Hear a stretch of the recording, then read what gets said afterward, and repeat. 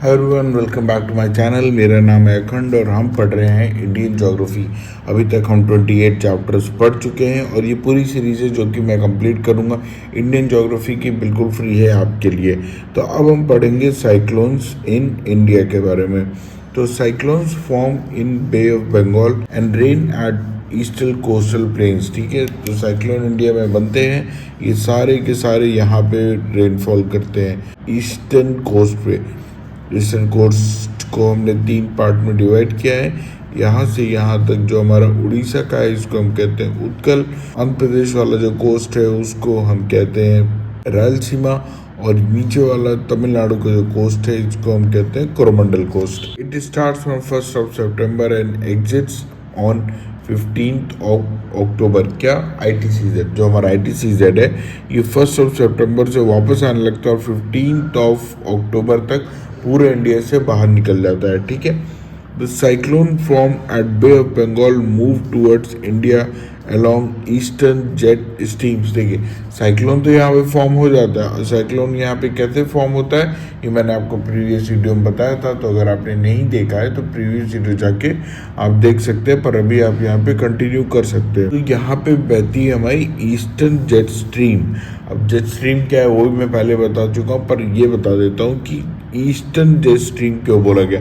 देखिए, कोई भी स्ट्रीम्स है ना, जेट स्ट्रीम्स, विंड, तो ये कहाँ से ओरिजिनेट होती है, किस डायरेक्शन से, उस डायरेक्शन के नाम पे इनका नाम रखा जाता है। तो अगर कोई जेट स्ट्रीम ईस्ट से जनरेट हो रही है तो उसका नाम रखेंगे हम ईस्टर्न जेट स्ट्रीम। अगर वेस्ट से जनरेट हो रही है तो नाम रखेंगे वेस्टर्न जेट स्ट्रीम। ठीक है, it reaches up to Allahabad. किसकी बात हो रही है? साइक्लोन की बात हो रही कि ये इलाहाबाद तक जाता है, पर एक्चुअल बात ये है कि कोई साइक्लोन इलाहाबाद तक नहीं जाता, पर उसके इफेक्ट जाते हैं। आपने अक्सर देखा होगा कि जब भी ये बोलते हैं कि उड़ीसा में बहुत तेज साइक्लोन आया है या बारिश आई है, तो उसके कुछ टाइम के बाद आपके घर में भी, घर के आसपास जो है बादल आ गए होते हैं।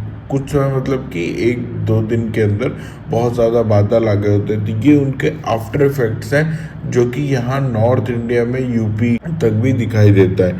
ठीक, अब देखिए साइक्लोन का फॉर्मेशन कैसे होता है। यहाँ पे मैं प्रीवियस वीडियो में बताया तो था, हल्का से इधर बता देता हूँ कि यहाँ पे जो लैंड है हमारा वो जल्दी कूल होता है। ठीक, तो लैंड कूल होने की वजह से यहाँ पे बनता है हाई प्रेशर और पानी देर से ठंडा होता है, तो यहाँ पे होता है लो प्रेशर। तो जब वहाँ पे लो प्रेशर बनता है तो इस लो प्रेशर को भरने के लिए एयर आती है सब तरफ से, और जब एयर सब तरफ से आती है इधर इधर इधर इधर इधर से, तो यहाँ पे साइक्लोन जनरेट हो जाता है। ठीक है, अब देखिए ये है हमारा एक टिपिकल साइक्लोन। तो साइक्लोन के बीच में ये वो एरिया है एक्सट्रीम लो प्रेशर का। यहाँ पे शायद 900 होगा, ये 920 है, ये प्रेशर है, ये ज़्यादा प्रेशर है, ये ज़्यादा प्रेशर है, ये उससे ज़्यादा है 970, और यहाँ पे प्रेशर मानिए 900 ही होगा, बहुत कम लो प्रेशर है। तो इस एरिया को फिल करने के लिए सब तरफ से एयर आती है। ठीक है, और आसपास के एरिया में लो प्रेशर के थोड़ा सा ज़्यादा होता है। अब यहाँ पे होता क्या है, जैसे ये हमारी आई है, इसको हम आई ऑफ द साइक्लोन कहते हैं, मतलब कि एकदम सेंटर पार्ट। तो जब यहाँ पे हमारा लो प्रेशर बनता है और एयर आती है यहाँ पे आई के पास, तो यहाँ पे हीट लो प्रेशर ऑलरेडी रहता है, तो ये एयर आते ही यहाँ पे वार्म होती है, और वार्म होते ही ये मॉइस्चर इसी के थ्रू ऊपर चला जाता है। ठीक, ये वॉल ऑफ द आई कहते हैं इसको, कि ये आई जो दिख रही है ये इसकी वॉल है। ऐसा नहीं होता कि आके मिल जाएगी, क्योंकि आपको लग रहा होगा कि ये 2 मीटर या 2 सेंटीमीटर का डिफरेंस है यहाँ पे, पर ये आई कम से कम 25 से 30 किलोमीटर का ही डिफरेंस होता है यहाँ पे, क्योंकि एक साइक्लोन बहुत छोटा नहीं होता।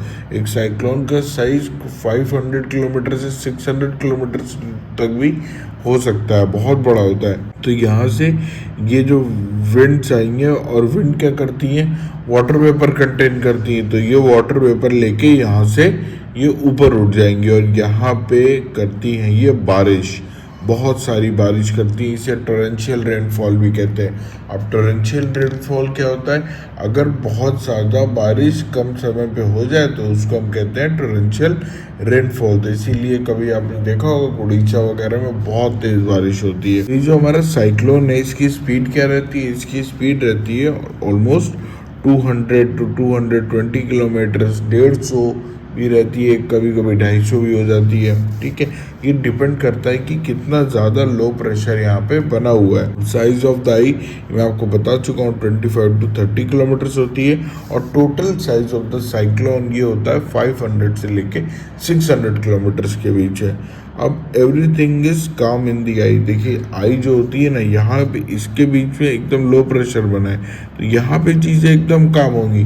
तो कभी भी जब साइक्लोन आता है ना तो ऐसे आता है कि जब ये मानिए कोस्ट है तो साइक्लोन ऐसे आया तो पहली, और ये रही आई, तो जब पहला ये सीरीज आएगी ना साइक्लोन की तो यहाँ पे मेजर डिस्ट्रक्शन करके जाती है। और उसके बाद आता है कामनेस। कुछ दिन 25 से 30 किलोमीटर का जब ये एरिया अपना क्रॉस कर रहा होता है साइक्लोन, तो वहाँ पे सब चीज़ एकदम काम हो जाती है। तो हमको लगता है कि अच्छा अब साइक्लोन चला गया, things are back to normal. पर ऐसा नहीं होता क्योंकि अभी ये वाला एरिया बचा होता है और फिर उसके बाद दोबारा से डिस्ट्रक्शन शुरू हो जाता है। इसकी वजह से साइक्लोन बहुत ज़्यादा डिस्ट्रक्टिव है, क्योंकि एक बार खूब ज़्यादा आंधी आने के बाद फिर जब काम एरिया आता है तो आदमी एकदम कैजुअल हो जाता है कि अब सब चीज़ें ठीक हो गई।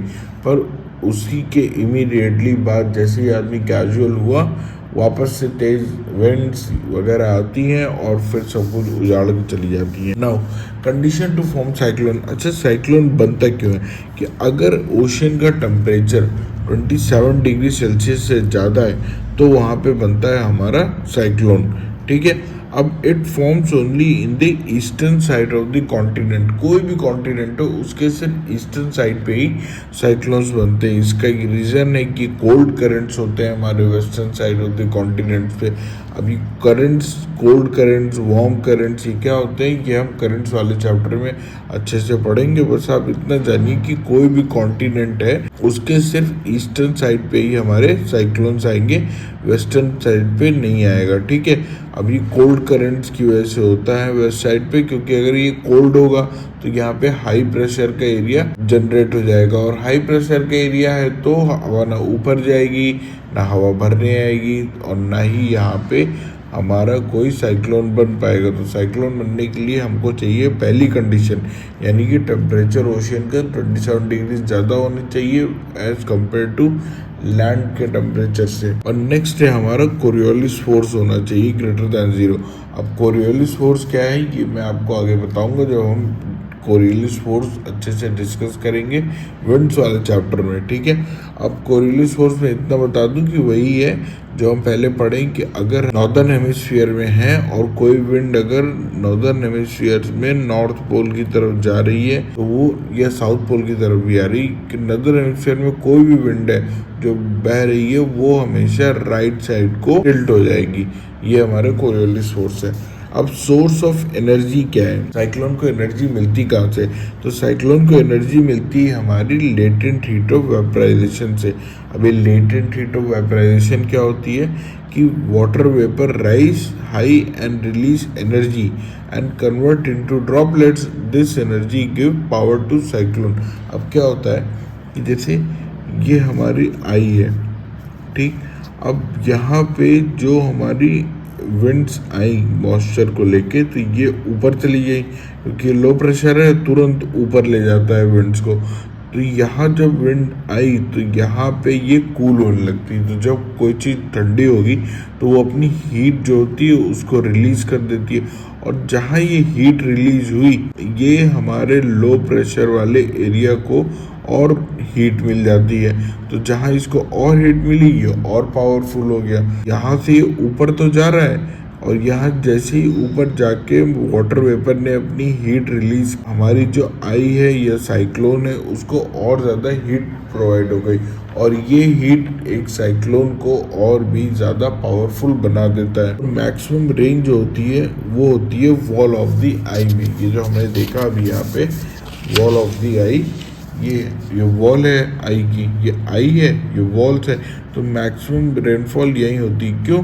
क्योंकि ये हमारा लो प्रेशर का एरिया है, तो जो भी मॉइस्चर वाली विंड आती है वो सबसे पहले यहाँ आके ऊपर जाती है, तो यहाँ पे सबसे ज़्यादा मॉइस्चर रहता है। तो मॉइस्चर ज़्यादा है तो यानी कि यहाँ पे होगी सबसे ज़्यादा बारिश। जैसे जैसे क्लाउड्स दूर जाते जाएंगे मॉइस्चर कम होता जाएगा, क्योंकि यहाँ ज़्यादातर बारिश हो चुकी होती है, तो यहाँ बारिश कम होती जाती है। आई होप आपको बहुत अच्छे से समझ में आया होगा। अब हमारा नेक्स्ट चैप्टर है वेजिटेशन ऑफ इंडिया। तो अब थोड़ा वेजिटेशन ऑफ इंडिया के बारे में जानेंगे। अगर आपको ये मेरा पढ़ाना एक्सप्लेनेशन अच्छा लगा तो please do give me a like, also please subscribe to my channel, क्योंकि मैंने पूरी इंडियन ज्योग्राफी कवर की है आप लोग के लिए कॉम्प्रिहेंसिवली, जो कि आपको किसी भी कॉम्पिटिटिव एग्जाम में उतरने के लिए तैयार कर देगी बहुत ही आसानी से। ऑल्सो इसमें मैंने कोई भी ऐसी चीज़ नहीं रखी है जो कि आपको पीएचडी करने का काम है। आई एम सॉरी, पीएचडी नहीं कर पाएंगे पर कॉम्पिटिटिव एग्जाम ज़रूर क्वालिफाई कर लेंगे। तो थैंक यू सो मच।